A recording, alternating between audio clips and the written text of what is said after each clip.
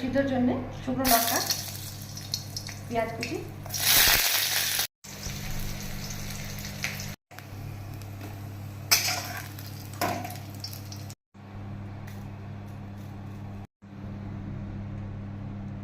পরিমাণ মতো ঝাল আর একটু কাঁচা পেঁয়াজ দিয়ে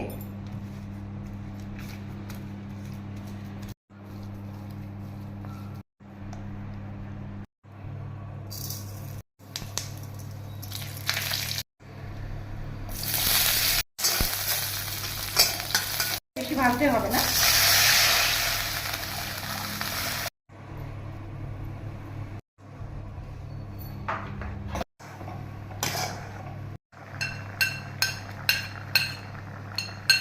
গ্যাস অফ করে